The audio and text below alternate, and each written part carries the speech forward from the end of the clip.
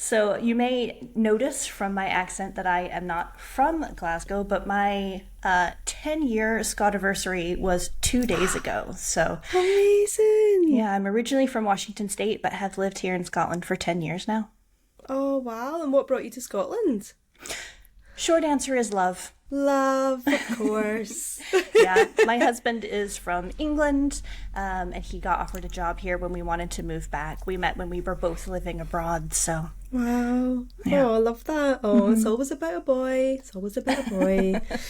I can't wait to get stuck into this conversation today about a few things. I think a few things are going to come up in this conversation, but particularly around human design, because I'm totally new to it, and I purposely haven't researched it or anything before this because I just want to learn all about it.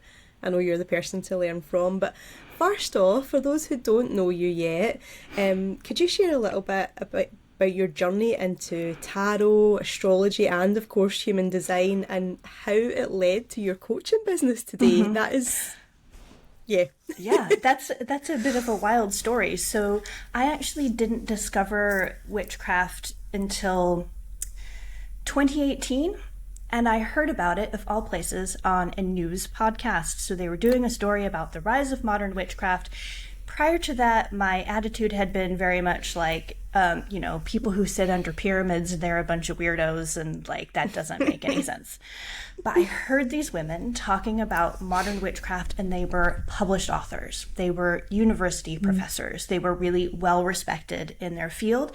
They weren't weirdos. And I was like, this sounds awesome. Am I allowed to do this? I didn't know that I, as just, like a normal average person, was allowed to do this. I'd always been fascinated by, energy work, and I was doing a little bit of mindfulness meditation, some yoga and stuff like that. That's how it starts. That's the gateway, isn't it? Absolutely. And it took about 6 months or so for me to find the time to then go and start doing my own research. But from the moment I started reading up about what modern witchcraft was all about, I was hooked. I felt like I had come home. I was like, this is what I've always believed. This perfectly aligns with everything that I already know to be true. And I just didn't know that there were other people out there doing the same, believing the same thing. I didn't know that there was a practice for this. I didn't know that I was allowed to do this. And I just became immediately obsessed, and it kind of took over my life. So I started by making my already existing food blog a little bit more about witchcraft. And then I started meeting with other women who were interested in witchcraft and becoming the de facto leader of our coven. Because you did? Mm-hmm. Oh, okay. Because that kind of thing is just, it's in my chart, which we'll come to. And just everything that the more I learned, the more obsessed I became, and the more real the magic actually seemed for me. And then I just was compelled to share it with other people. Wow. Did you just feel like you'd arrived? You'd just found something, you'd arrived? Yeah. And you mentioned you came across modern witchcraft. So what is modern witchcraft? Because probably a lot of people are listening are still thinking of these misconceptions or historical interpretations of witchcraft. Yeah, like for so many people, they hear the word witchcraft and they think of what they see in horror movies, right? They think that witchcraft is evil. They think that, witches eat babies and all sorts of horrible stuff, right? But witchcraft is really just a form of energy work. So witches believe that everything is energy, and that energy exists in us, it exists in the universe, and it exists in all things. So we set intentions to focus our energy on what we want to call in, what we want to manifest in our lives. And then what makes it really witchcraft versus just kind of general energy work is the use of spells, where we incorporate natural elements like herbs, crystals, candles, things like that, to create sort of a physical representation of the energy of the thoughts that we're sending out into the universe to help sort of elevate the energy that we're putting out. Okay, I love that. I love that. Now, I don't know what you can see behind me, but if you look above my head, you might see a little collection. I definitely spotted that. I bet you did. Can I see some herbs drying behind you? Behind your head? Yeah. So I am a very keen forager, and then this year really got interested in the medicinal properties, which then led into a path of looking at the magical properties of herbs and flowers. And like you, I was a bit like, this is a whole thing. Like, this is amazing. That's perhaps a whole other episode on its own, but totally hear you on the magical properties of all sorts of things and energy, and when it can be focused, like, really magical things can happen, can't it? Yeah, absolutely. So when you came across this, you were just like all encompassed by the whole thing. You were like, I have arrived, this is a thing that gets me, this is amazing. And then did your interest become more focused then on the likes of tarot, human design, other things? Yeah, one of my favorite witches who is an inspiration to me, she's actually on that original news podcast, Pam Grossman. She always advises people to follow the trail of cosmic breadcrumbs. So I just sort of wandered from interest to interest. You know, there's so much that you can learn about in witchcraft, tarot, astrology, herbal remedies, kitchen witchcraft. There's just so many things, and one person could never do them all. But if you just allow yourself to follow what lights you up and what you're feeling drawn toward, it just adds on layers and layers to your practice. There was a point, it was actually during the sort of early days of COVID, when I started doing a little bit of research around tarot, and then I knew I had this urgent need to get myself onto Amazon and order some tarot cards because I couldn't leave my house at the time. And I just loved them so much, and actually learned tarot by pulling a card a day for myself every day, and then looking up that card, learning about what it meant, and really weaving that meaning into my own experience of the card. And by doing that, just one card a day, before you know it, I started recognizing cards, and I started having a deeper relationship with them, and I didn't need to look at the book anymore. And I had my own interpretations, and it was something that came easily, something that came naturally to me, because I've always loved stories. I've always been interested in mythology and archetypes. So it was a really great way for me to connect with my intuition, my higher self, and the universe. So wow. And so what is tarot exactly? Yeah, so tarot is, it's a form of oracle cards, but tarot is a set system. So with general oracle cards, they're based on the ideas of the creator, and they can be about literally anything.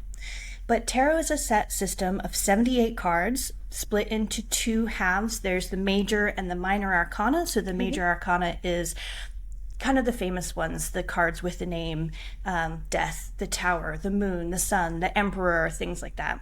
And then the minor arcana are your suits, wands, cups, swords, and pentacles, and those represent the 4 different elements.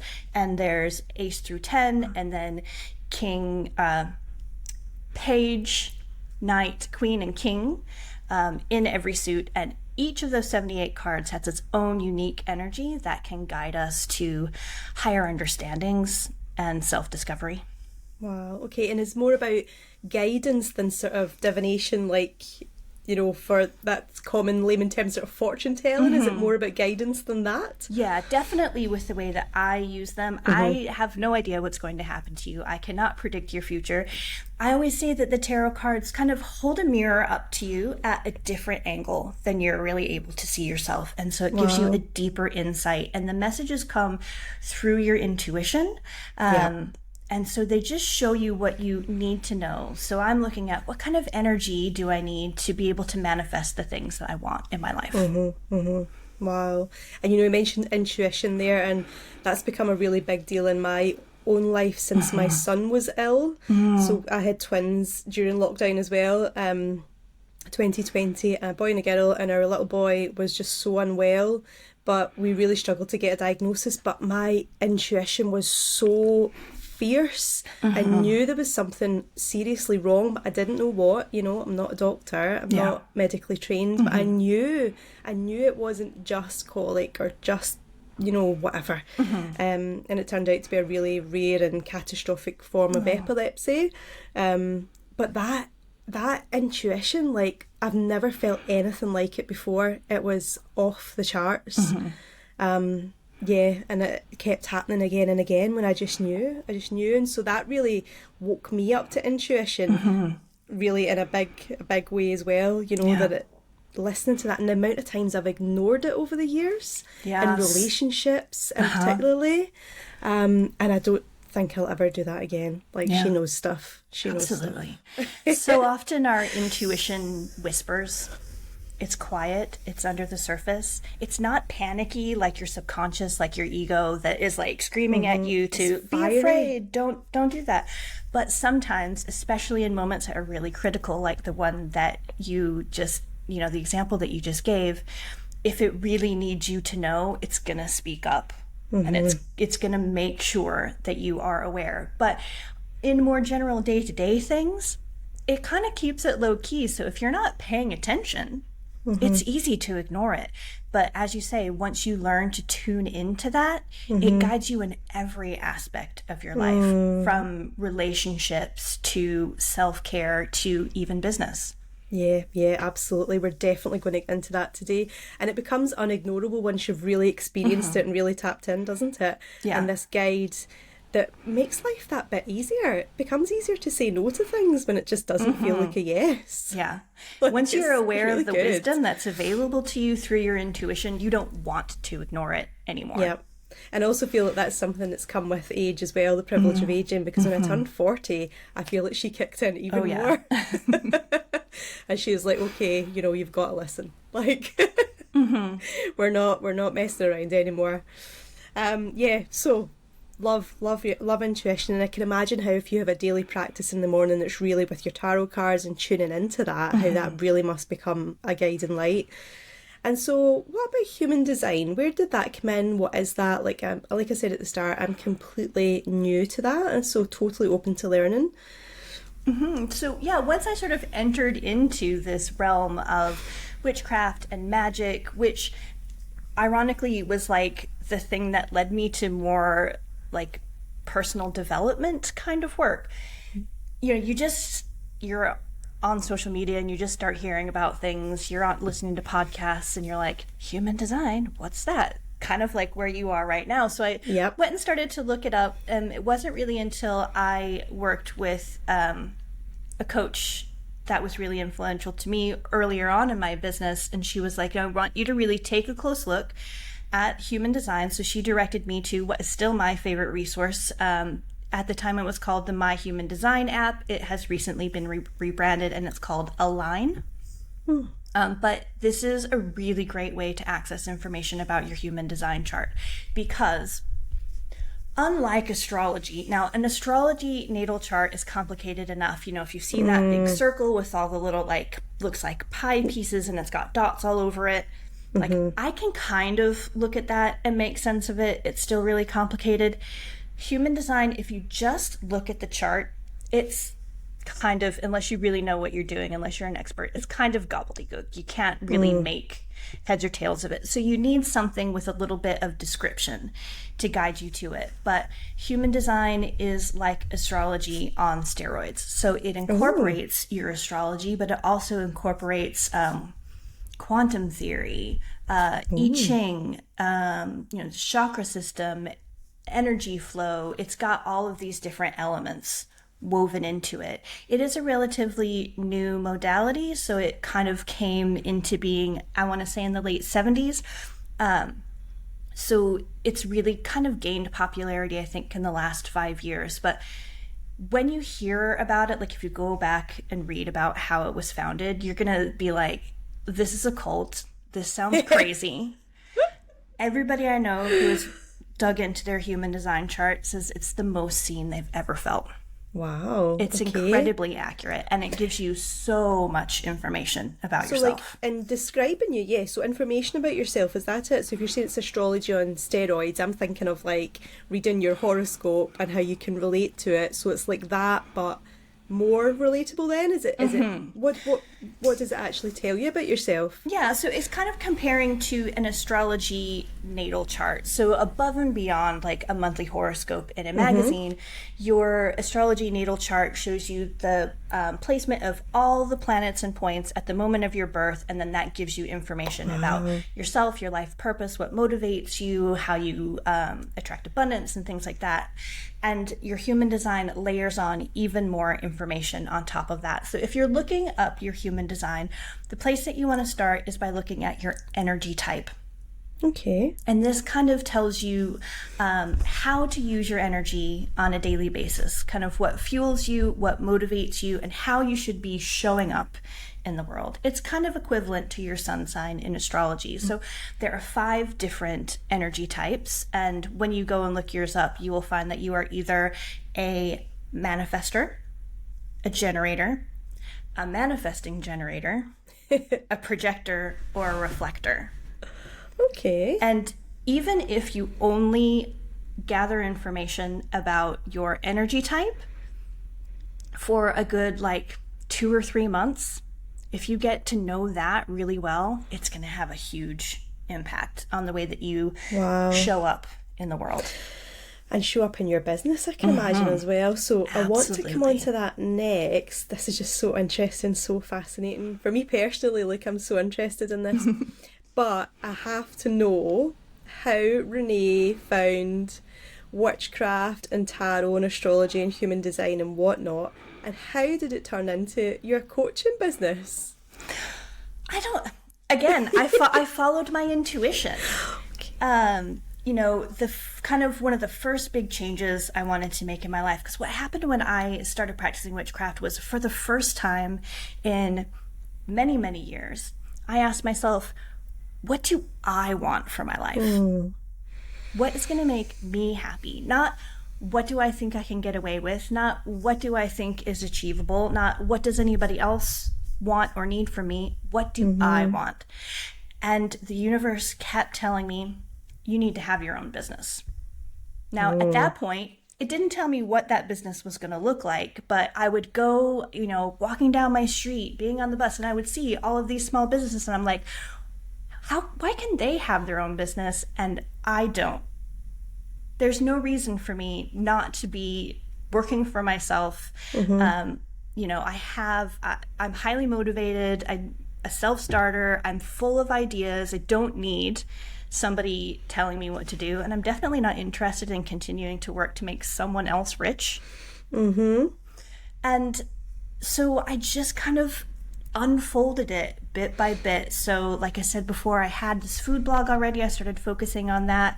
And then I discovered that I had this talent for tarot, and I started offering that. And it just, every time that a spark of a new idea came to me, I explored it a little bit and saw how I could weave it into my business. And so now I have all these different layers to my business, from one-to-one spiritual coaching, where I really help people tap into reclaiming their desires, finding their magic, and living a more authentic and empowered life, to, obviously one-to-one tarot readings, but I also host witchcraft workshops and events. I have a moon magic membership. So going back to my human design, this is part of my energy. So my energy type is manifesting generator, and manifesting generators are multi-passionate people who have to be doing what lights them up, but they can't stick to just one thing. Sounds familiar. And for a long time in my business, you read the, kind of conventional wisdom is focus on one thing, just, niche down, just do this one thing and be really good at it, which sounds like great advice. But if you're a manifesting generator, that is going to box you in, and that is going to dull your flame, because you're actually meant to show people a different way to live. Yeah, and especially if that path has taken you into a job that you're just being conditioned to think that's your job, that's what you do now, that's the end of it. Yeah, you can feel really constantly feeling like something's not right. Yeah, and so when you start looking at things like astrology and human design, you start to realize that those urges you have, those desires that are sort of, that maybe you've been trying to suppress, they're there for a reason. That you were born for this. You're not crazy. You're not weird. You're not wrong. You're just different. And the more you are able to understand yourself and your unique energy, the more free you feel to be yourself, the more you understand your challenges and how you have to work to overcome them. And if you have your own business, it can really set you free. I know so many of us, myself definitely included, when you're first starting out, especially if you don't come from a corporate background. I was a school teacher and I worked in the third sector. I had been in education most of my life. So I don't have marketing experience. I don't have business experience. And so you're desperate for outside information. You're desperate for guidance from experts, which to a certain extent, you do really need that guidance. But also, I wasn't giving myself permission to say, this is for me, this is not for me. This aligns with my energy, this does not. So I'm not going to listen to that person. It took me a while to really understand myself and the kind of person that I am, to know that I need to stop listening to the people who are telling me to do just one thing. Yep. Wow. Incredible. So of course, once you're armed with this information, if you have looked into astrology and you've looked into human design and you've found out more about yourself and you're like, yep, that makes sense, like that I've got things within me that I want to explore, but I was afraid to, or didn't know I could, or thought that life's not meant for me or whatever, and you find out more about yourself and you learn that you can, then that must be such powerful information to go into business ownership with. Oh yeah, absolutely. I offer something called a celestial self-discovery session. So this is where I look at, we don't go into every level of your astrology and human design, but we look at your sun, moon, and rising sign in astrology, and we look at your energy type, your strategy and authority, which is how you make decisions and how your intuition shows up in your life. And then we also look at something called your profile, which is about your personality. And these are kind of the like major players in both of these systems. There is so much detail. You could write a 1,000-page book about yourself with all the information you would get from this. But for people who are just starting out, I don't want to overwhelm them with too much information. Just looking at those few things in those two charts usually leads to about a 5-page, like 12-point font typed report. So there's still a ton of information you can get from that really opens up people to structuring their day in a way that feels more supportive, dealing with clients in a way that feels more supportive, approaching their marketing in a way that feels more aligned to them. I know so many business owners, female business owners in particular, who really have this kind of icky resistance, this unhelpful feeling around sales and marketing, myself included. But if you are structuring your sales and marketing in alignment with your energy, then it can feel fun. It can feel freeing. It can feel exciting, because if you have a brilliant idea that can help people, who the hell are you to not share that with the world? How rude of you to keep that to yourself. We need you. So you have to find out what is going to work for me. Yeah. Absolutely. And I guess I can relate to that and how I feel about social media, because so many people dread using social media for their business, just don't know how it works, scared of it, feel like it changes all the time. But I've used it for so long now, for more than one business. I enjoy it. I've curated it. I see things on there that I want to see, that I like, built a community of people I enjoy speaking to. So it's a fun place for me, and it feels easy to me to market my business on there. Because like I know I've got stuff to share that I know people want and need and are asking me for. So like you say, it would be rude to keep it to myself.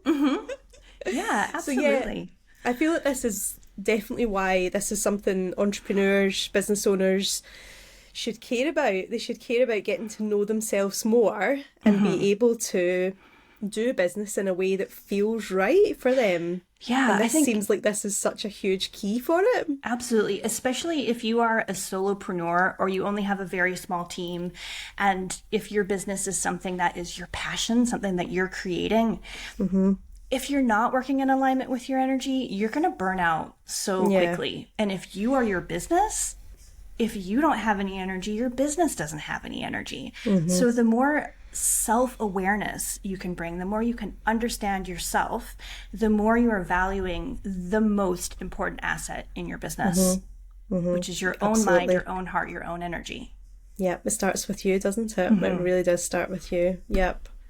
And so you mentioned a few different types of human design there. I remember Manifestor, manifesting generator. I forgot you mentioned another two, like reflection. Yeah, so there's 5 energy types. There's Manifestor, generator, manifesting generator, which combines a little bit of manifesting in with the generator energy. There's a projector and there's a reflector. So projector and reflector. Yeah. That's the two I forgot there. And so could you give us just a brief description of how each of those 5 types might run a business? I will do my absolute best. So as much as I love human design, I'm very much still in a position where I have to regularly look things up for people. Astrology, I can kind of rattle off a little bit more quickly. I'm just thinking if anyone's listening, if we give them a brief description, they might be like, oh, that sounds relatable. Definitely. So manifestors are the ones that are creating things in the world.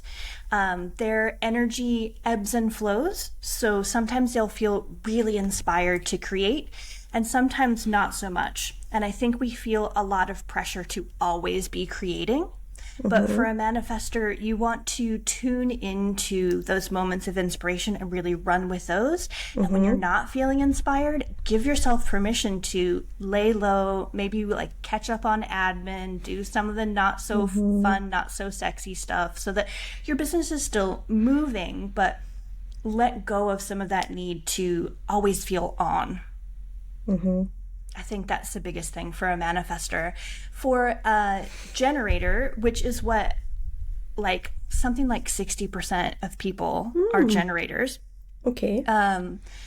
Generators are really, like, they put things out. They're the ones who are doing the work. But they only do really great work when they feel lit up, when they feel inspired what they're doing. So the job of a generator is to look for what excites me and how can I create more of that in the world.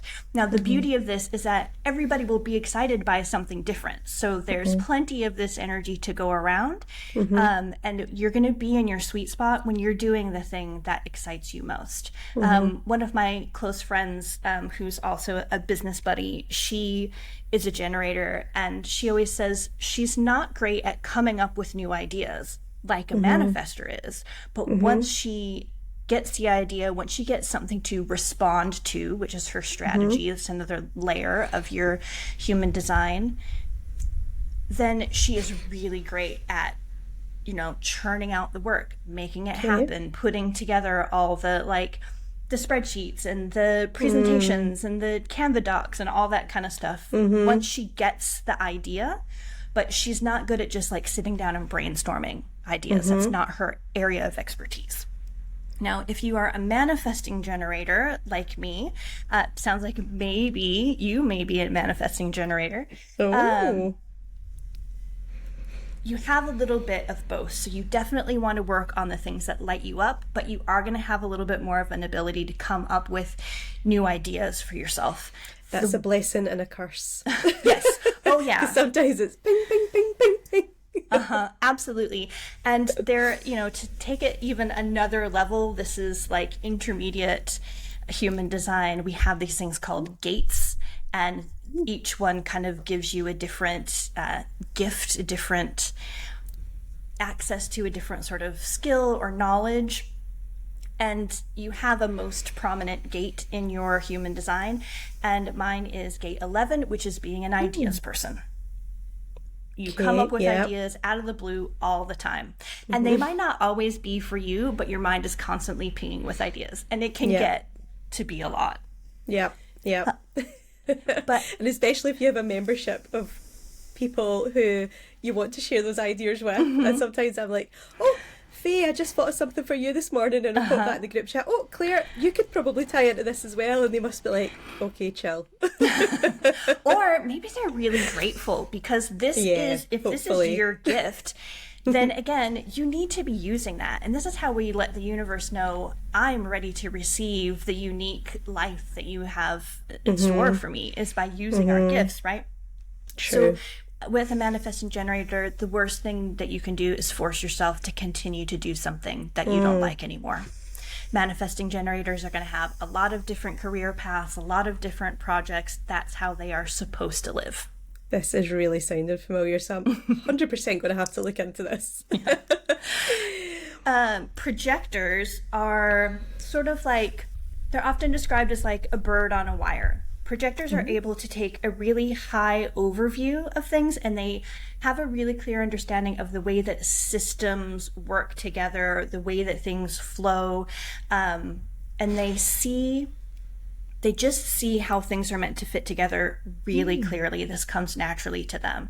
So they're meant to be more like consultants or coaches, problem solvers, rather than kind of like the people actually doing the work. They're the ones that are saying, this is how this all needs to run.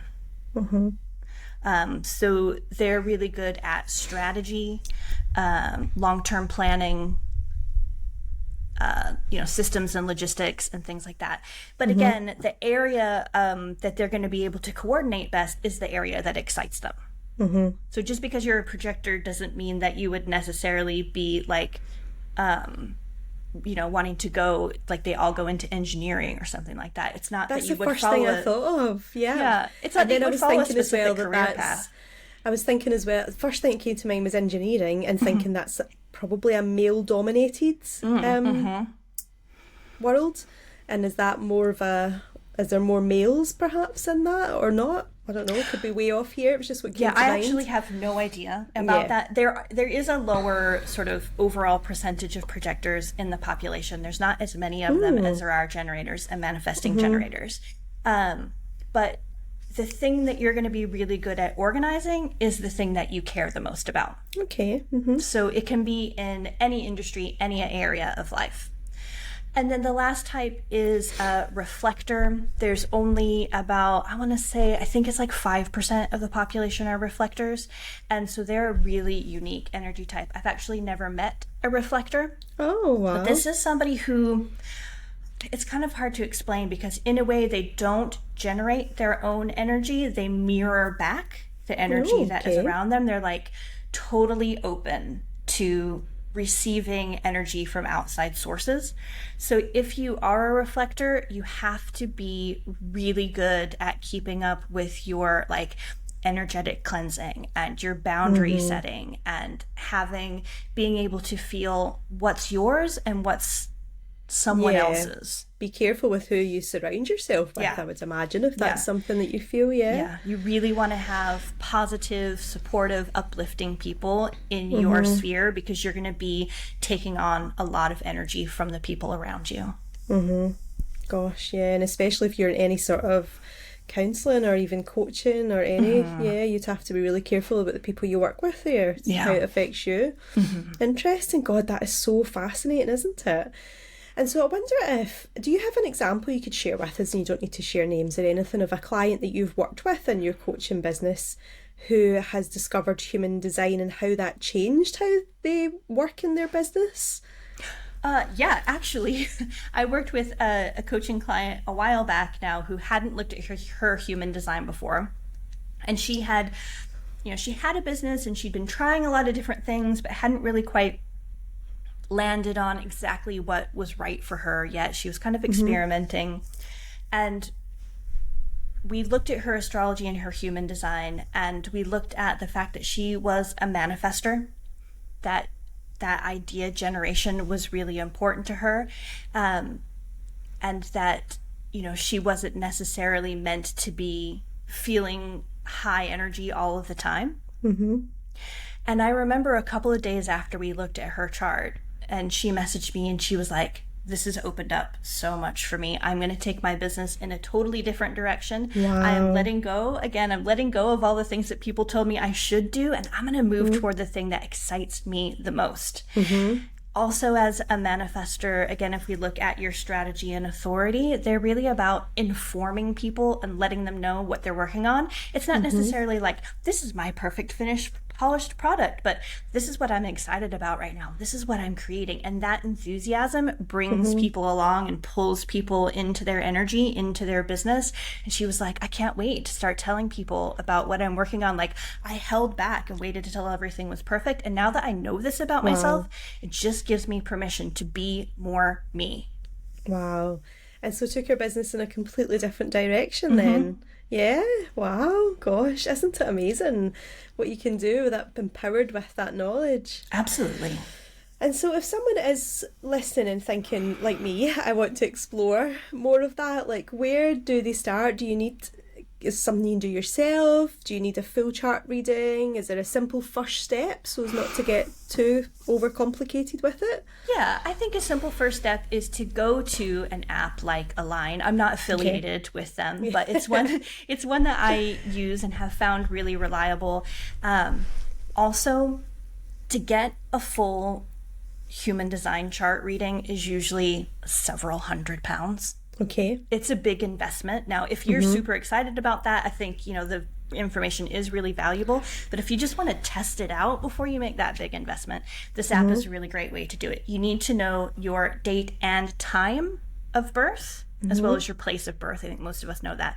If you're not sure about your time of birth, you can maybe check your birth certificate. I don't think it's on all UK birth certificates. So if you can't find it, like, generally your mom is the best source of that information, but not always. And maybe, she's not around to ask. But the more accurate your birth time is, the more accurate your chart will be. So you go to an app like Align, you put that information in about yourself, and it spits out this incredible report. You do have to pay for the premium version to read your full report, but it's like £6. Oh, okay. Yeah. Yeah, it's totally worth it to pay for 1 month to read all that information about yourself. Wow. And I say take it slow. Don't necessarily try to absorb all the information at once, because there is a lot. We haven't even talked about digestion and environment, the ways that you take in information and the spaces that you need to put yourself in to be the most productive. We haven't looked at, your profile, how you show up in the world and how others see you. There's tons of information in there. Wow. So take it slow, give yourself time to process, reflect on it, think about it. And if that really excites you, you could come to me and we can dig in with Celestial Self-Discovery, and we'll combine astrology and human design. Or you can find somebody who does full human design chart readings and make that big leap, that big investment. Awesome. Wow. And you were talking about the time you were born there. So I was born at 9:26 in the morning, and I'm not a morning person at all. Like early mornings, it's just not my time. And I just always think 9:26 in the morning, what a very respectable, reasonable time to arrive. Like, not annoying anyone in the middle of the night. Yep. So for some reason that my time of birth just always sticks in my head like that. 9:26. That's quite nice. Your birth time is also really important for your astrology natal chart, because the rising sign changes about every 2 hours, and your rising sign sets the houses in your astrology chart. So it's really crucial. And is that sun and moon related?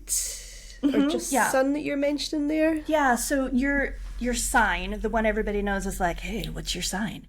That's your Aquarius. Yes, that's your sun sign.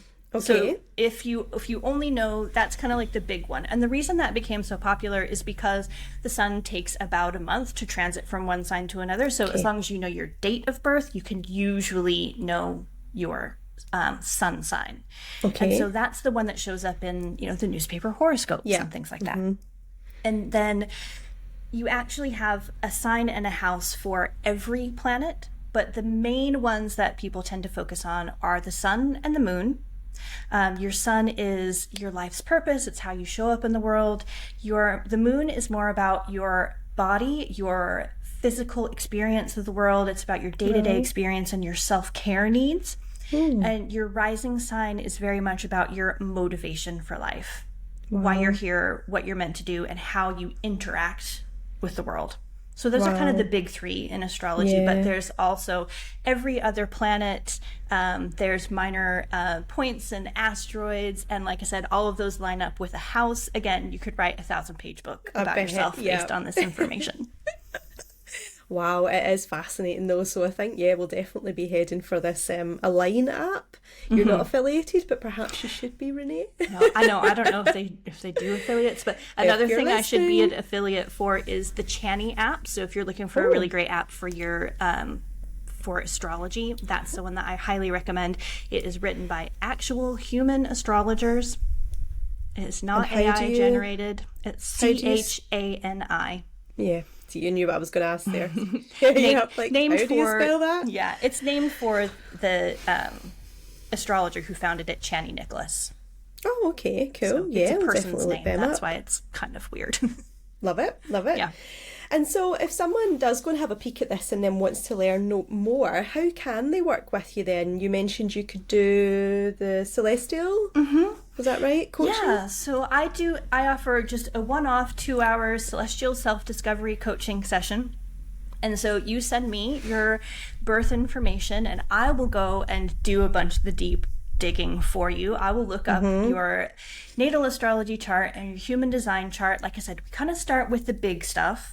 Depending on how experienced the person is, we might dig a little bit deeper. But what I don't want is for you to walk away feeling overwhelmed and then never use the information, because this is so valuable. So it's an introduction to astrology and human design, but it looks specifically at your chart, and you set an intention for what you want to learn about that. So if you want to learn how to improve your experience of your business, we can look specifically at how can you use this information about yourself to make the way that you work in your business flow more easily, feel more abundant, feel more expansive.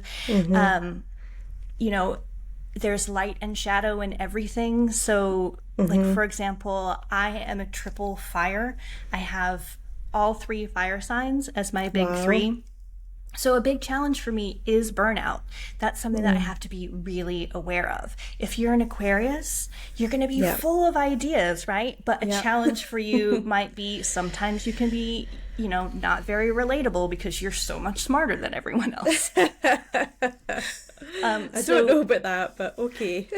We look at how you can accept and work with those challenges as well, and what you need to be aware of to make sure that you're protecting yourself in your business so that you can keep going for the long term. So it's a 2-hour session. It is a deep dive into those basics of your astrology and human design to give you that really heightened awareness of how to make changes in your business so that it feels more authentic to you. Wow, how valuable that would be. That would be incredible. Absolutely. That honestly just sounds so fascinating. So something that I'm definitely going to look in. I'm going to download these apps as soon as I come off the call, for sure. But where can we find you, Renee? Where can we find you to just learn a bit more about you and whatnot? Absolutely. The best place to hang out with me on social media is on Instagram. That's where I am most of the time, at Sagittarian Tarot. There's 2 T's in Sagittarian. You can also find me on Facebook, every once in a while on TikTok. I'm on LinkedIn as Renee Rendell. And you can find information about all of my services and offerings at SagittarianTarot.com. Oh, awesome. Okay, great. And I will include those links in the show notes today so you can easily click through and find Renee. Highly recommend that you do. Renee, you have a podcast as well.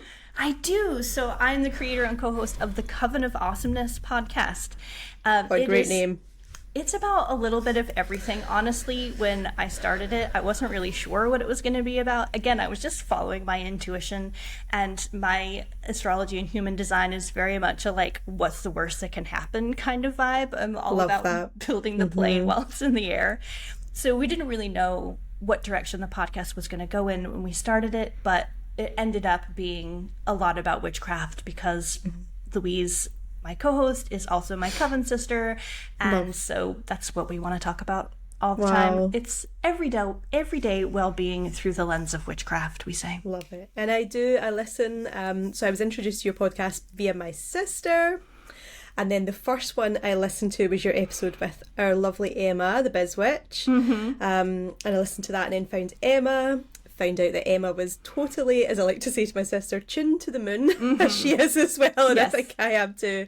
Because I was learning about the moon and all the different energies, and and I was totally drawn by the fact that it can control tides and weather and whatnot, and it has an effect on us as well. And so Moon I magic was found one of the first things I started working with when I discovered witchcraft. It's so fascinating. powerful. Fascinating, isn't it? And so I really related with Emma to that, and then that's how I found you as part of Emma's community as well. Shout out to Emma. Our lovely Emma Anderson's taken some time out just now, so we're sending her lots and lots of love. Absolutely. But yes, isn't it funny how through all these wonderful women we've came here today to have this chat, and I thought Renee is going to be amazing for our podcast, because this Thank you so much. is a fascinating chat, and I was spot on, because it has been. It's been so interesting. Do you think there's anything we've not chatted about today that you'd like to tell listeners? Covered quite a lot, haven't we? Yeah, we really have. And, of course, there are a million other things that we could talk about, but just want to really encourage people to use this incredible tool. There are a lot of self-discovery tools out there. There's Enneagram, there's Myers-Briggs, and I know people are really, really into those. The thing that's different about astrology and human design is that it's completely detached from you. It's not you giving information about yourself, it's the universe giving you information about you. So there's no bias, there's no BS. It is your energy written in the stars. It's who you were born to be. Wow. What a fantastic line to end on. That is just sounds incredible, and I would challenge you to not be intrigued to learn more about that, especially if it can then help us learn more about ourselves and how we run our business.